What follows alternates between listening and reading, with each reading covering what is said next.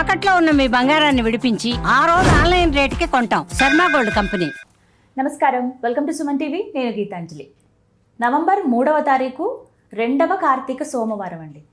ఈ సోమవారం రోజు విశేషంగా అంటే మొదటి వారం చాలా చక్కగా పూజ చేసుకున్నాం. మరి రెండవ వారం ఎలాంటి పూజ చేసుకోవాలి, విశేషంగా స్వామికి ఎలాంటి అభిషేకం చేయాలి, ఎటువంటి నైవేద్యాలు సమర్పించాలి, అలాగే మనలో చాలామందికి రకరకాల సమస్యలు ఉంటాయి.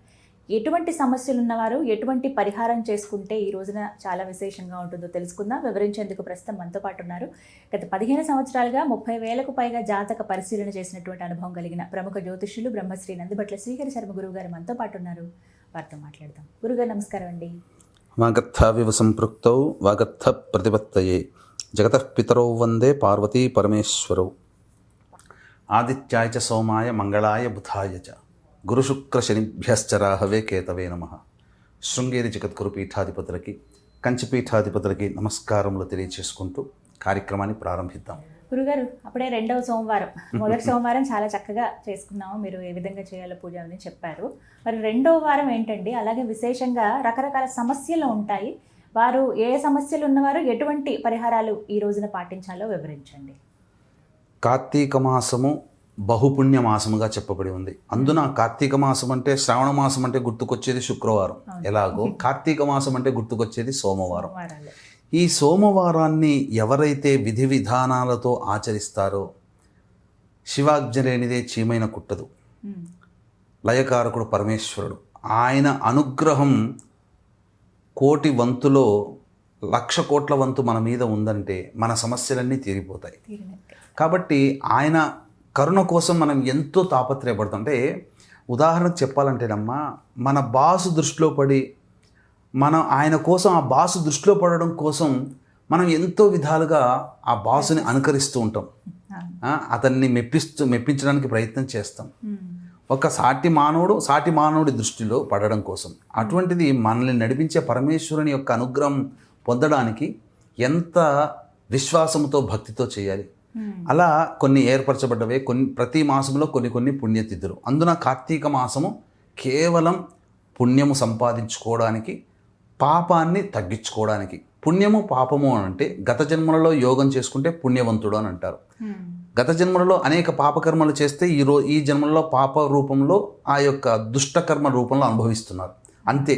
కాబట్టి దీని అంతరార్థం, ఈ జన్మల్లో మనం పుణ్యం చేసుకుంటే అది భవిష్యత్ జన్మకి, గత జన్మల్లో చేసినటువంటి పాపకర్మ దోషము తొలగిపోతుంది. ముఖ్యంగా ఈ కార్తీక మాసంలో వచ్చే సోమవారం రోజున విధి విధానాలు ఆచరించాలి. అయితే ముఖ్యంగా ఈ సోమవారానికి, రెండవ సోమవారానికి 3వ తారీఖు నవంబర్, ఆ రోజుకి చాలా ప్రత్యేకత ఉందమ్మా. అసలు చెప్తుంటుంటే ఆ కాంబినేషన్ చూస్తే ఎంతో చాలా ముచ్చటేసింది. ముచ్చటంటే కూడా మానవులు తరించడానికి భగవంతుడు ఈ రూపంలో ఇలా మనకు భవిష్యత్ అంతా కూడా అంధకారంగా ఉండే రోజులు. ఎందుకంటే యుద్ధాలతో అనేక ప్రమాదాలు పొంచి ఉన్న దేశాలలో ఇటువంటి పుణ్యతిథులు ఉన్నటువంటి ఆచరించే సనాతన ధర్మంలో మనం పుట్టినందుకు చాలా సంతోషపడాలి. సోమవారం రోజున, ఆ రోజు త్రయోదశి తిథి, సోమవారం అయింది, ఉత్తరాభాద్ర నక్షత్రం అయింది. అంటే అన్ని శుభ నక్షత్రాలలో కొన్ని శుభ నక్షత్రాలు, 27 నక్షత్రాలు, కొన్ని శుభ నక్షత్రాలలో ఉత్తరాభాద్ర నక్షత్రం కూడా ఒకటమ్మా. సర్వమైనటువంటి శుభకర్మలు ఈ ఉత్తరాభాద్ర నక్షత్రంలో ఆచరించవచ్చని శాస్త్రం, పంచాంగం చెబుతుంది. సోమవారం ఈశ్వరుడికి సంబంధించినటువంటిది. త్రయోదశి తిథికి అధిపతి రుద్రుడు. ఉత్తరాభాద్ర నక్షత్రము, ఈ యొక్క ఉత్తరాభాద్ర నక్షత్రానికి అధిపతి శని భగవానుడు. అంటే ఉత్తరాభాద్ర నక్షత్రము, శని భగవానుడు రెండు ఒకే సరళ రేఖలో ఉన్నాయంటే, శని భగవానుడు సంచరిస్తున్నటువంటి రేఖ, చంద్రుడు సంచరిస్తున్నటువంటి ఉత్తరాభాద్ర నక్షత్రం ఒకే రేఖలో దగ్గరగా ఉన్నటువంటి కారణం చేత ఇది అమృత తుల్య యోగంగా ఈ యొక్క 3వ తారీఖు రోజున చెప్పబడి ఉందమ్మా. ప్రధానముగా శని దోషముతో బాధపడుతున్నటువంటి రాశుల్లో జన్మించిన వాళ్ళు, కాలసర్పదోషము, సర్పదోషంతో బాధపడుతున్నటువంటి వాళ్ళు, గత జన్మ పాపకర్మ ఉన్నందువల్ల ఆ వ్యక్తి ఎక్కడికి వెళ్ళినా అపజయమే తప్ప జయం అంటూ ఉండదు. అటువంటి వాళ్ళు పాపకర్మను తగ్గించుకొని జయాన్ని పొంది విధంగా ఈ రోజున కొన్ని ఇంట్లో సాధారణంగా చేసుకోగలిగేటువంటి పూజలు చేసుకుంటే చాలా మేలు జరుగుతుందమ్మా. ఇప్పుడు శని మీనరాశిలో సంచారం చేస్తున్నాడు కాబట్టి కుంభ, మీన, మేషరాశి వారికి ఏలినన్నాడు శని, మిథున రాశి వారికి కంటక శని, సింహరాశి వారికి అష్టమ శని, ధనుస్సు రాశి వారికి అర్ధాష్టమ శని, ఇక కర్కాటక వృశ్చిక రాశి వారికి యోగ శని, కన్యా రాశి వారికి దాంపత్య శని. వెరసి మేష మిథున కర్కాటక సింహ కన్య వృశ్చిక ధనుస్సు కుంభ మీన రాశిలో జన్మించినటువంటి వారికి ఈ యొక్క శనిదోష ప్రభావం ఉంటుంది. ఎవరైనా కాలసర్పదోషంలో జన్మించినా లేదా ఈ సంబంధించినటువంటి సర్ప ప్రభావంతో నాగదోషంతో జన్మించిన పాపకర్మను తొలగించుకొని పుణ్యాన్ని పెంపొందించుకునే వాళ్ళు ఈ రోజున చెప్పబడేటువంటి కొన్ని పరిహారాలు పాటించాలమ్మా.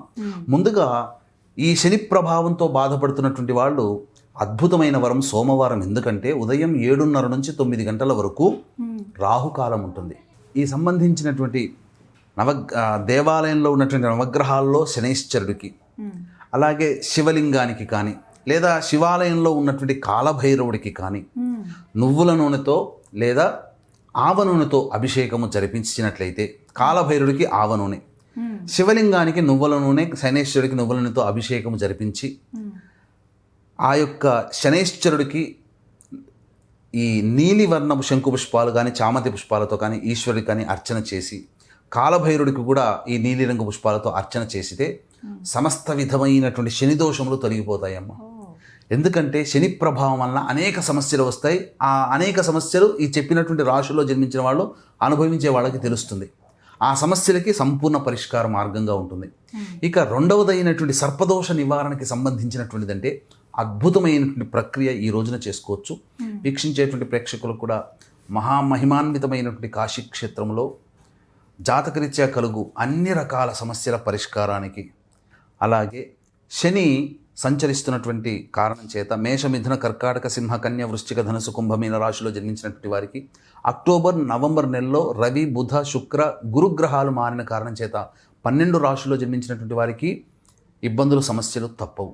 అటువంటి దోషాల నివారణకి సర్వదోష నివారణ పూజలు హోమాలు జరిపించి శక్తిపాతము చేసినటువంటి కరుంగలి మాల మీకు ఇవ్వడం జరుగుతుంది. ఈ కార్యక్రమంలో నమోదు చేసుకోదలిచినటువంటి వాళ్ళు నవంబర్ 6వ తారీఖు రోజున జరుగుతుంది కాబట్టి ఆ 6వ తారీఖు రోజున మధ్యాహ్నం 2 గంటల లోపల మీరు గోతనామాదులు స్క్రీన్పై కనిపిస్తున్న నెంబర్కి కాంటాక్ట్ చేసి చెప్పవచ్చు.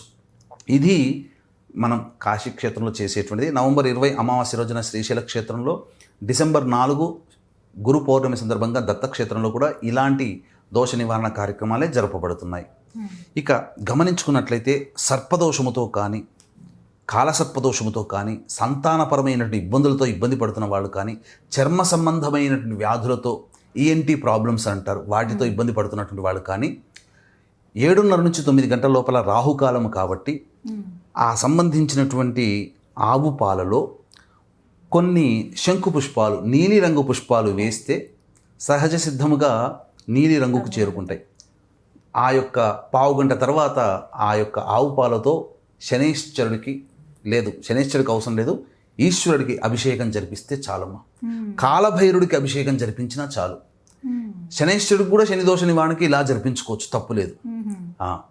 ఈ విధంగా చేసినటువంటి సర్వదోషాలు తొలగిపోతాయమ్మా. అంతేకాకుండా కార్తీక సోమవారం కాబట్టి ఉదయాన్నే లేచి కాలకృత్యాదులు తీర్చుకొని ఇంట్లో చక్కగా దీపారాధన, ఆవునేతితో దీపారాధన చేసి శివ పరివారానికి చిత్రపటానికి పూలమాల వేసి, ఇంట్లో శివలింగం ఉంటే శివలింగానికి అభిషేకం చేసి శివ సహస్రనామ పారాయణం చేసి శివాలయం చేరుకొని ఆ పరమేశ్వరునికి భక్తిపూర్వకంగా నిన్నే నమ్ముకున్నాను, నీ యొక్క తర్వాత నాకెవ్వరూ లేరు, నీవే నాకు దిక్కు, నా సమస్యలు తీర్చేవాడివి నువ్వే పరమేశ్వర అని చెప్పి భక్తిపూర్వకంగా నమస్కారం, సాష్టాంగ నమస్కారం చేసి ఇంటికి వచ్చి ఆ రోజు ఉపవాసం ఉండి ప్రదోషకాల సమయంలో మళ్ళీ శివాలయానికి చేరుకొని మారేడు దళాలతో అర్చన చేయించుకున్న, శంకు పుష్పాలతో అర్చన చేయించుకున్న, మల్లెపూలతో అర్చన చేయించుకున్న, జిల్లేడు పుష్పాలతో అర్చన చేయించుకున్న, చామంతి పుష్పాలతో అర్చన చేయించుకున్న ఆ పరమేశ్వరుని యొక్క అనుగ్రహం సంపూర్ణంగా కలుగుతుంది. అందులో సందేహమే లేదమ్మా. ప్రదోషకాల సమయంలో ఈ సోమవారం రోజున శివాలయంలో దీప ప్రజ్వలనం, దీపదానము, ఉసిరిక దానము, సాలగ్రామ దానం, అలాగే విష్ణు ఆలయంలో కూడా ఈ విధంగా దీప ప్రజ్వలనం చెప్పినటువంటి దానాలు గనక చేసిన వ్యక్తికి అసలు చెప్పాలంటే చాలా పుణ్యం కలుగుతుంది, చాలా సమస్యలు నివారణ అవుతాయి. ఈ యొక్క సోమవారం రోజున ఎవరైతే మార్కండేయ పురాణాన్ని దానం చేస్తే వాళ్ళకి పౌండరీక యాగం చేసినటువంటి పుణ్య ఫలితం దక్కుతుందమ్మా. ఈ విధంగా 2వ సోమవారం వివిధ సమస్యల పరిష్కారానికి ఇలా పరిహారాలు చేసుకోవచ్చు అంట. చక్కగా వివరించారంటే ధన్యవాదాలు. సర్వం శ్రీ ఉమామహేశ్వర పర బ్రహ్మార్పణమస్తు.